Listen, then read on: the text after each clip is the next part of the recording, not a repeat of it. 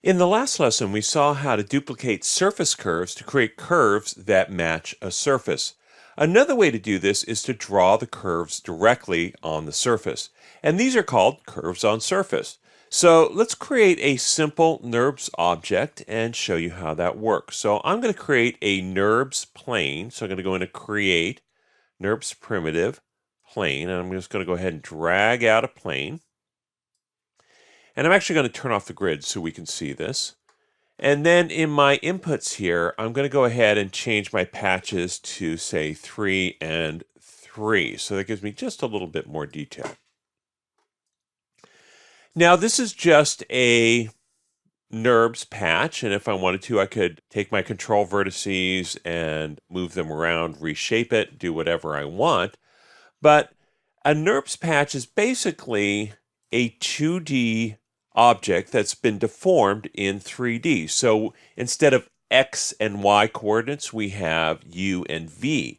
And now we can use those to draw curves along the U and V axis that stick to the surface. Now the way that we do this is that we turn the surface live. So what I do is I go over to my snap settings, and this one here makes the selected object live.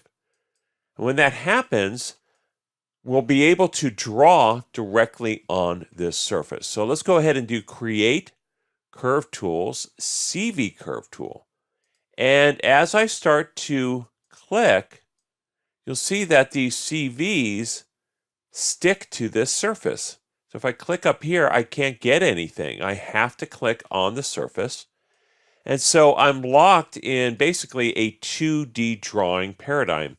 But instead of X and Y, I'm drawing in U and V on the patch. So if I were to hit Enter, I get this curve on the surface. Now I can select this curve and move it using my Move tool. But notice how it sticks to the patch. I can't move it up or down. There's really no Y controls here. This is actually stuck to this object. If I were to right-click, select Control Vertices and move those again, I'm only getting motion along the U and V axis. And this is great because what we have now is we have a curve that is basically stuck to the surface. Now, if I want to deform the surface, I have to turn off live. So I'm going to go ahead and toggle that off. And I can select this surface. And if I select Control Vertex here, I can move the surface and the curve will follow.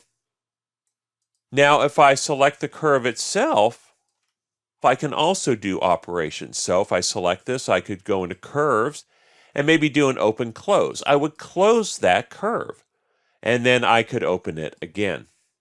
Now I can also duplicate this curve. So if we go into Curves, Duplicate Surface Curves, I get another curve. Now notice how my Y direction is now enabled, and that's because this is a separate curve that is linked to this. Now, because I have history turned on, this particular curve will reflect the originating curve. So if I right-click over this and go into Control Vertex and maybe reshape the originating curve, notice how the duplicated curve follows along. Now, if we go back into object mode, we can also use this to create a surface. And very similar to how we did before, I could select this curve on surface and then shift select the other curve, and we can do surfaces loft. And when I do that, it creates this surface, and the surface is black on the outside. That means that it's reversed. And so all we have to do is go surfaces, reverse direction, and that flips it around. So now I have this surface that's locked to my originating patch. So if I were going to Control Vertex mode and move these, notice how this all kind of sticks together. So hopefully you can see some of the possibilities of this for connecting surfaces together in NURBS. So a NURBS surface can be turned into a drawing pad by making it live. Then we can draw curves onto that surface and use those curves to attach other objects.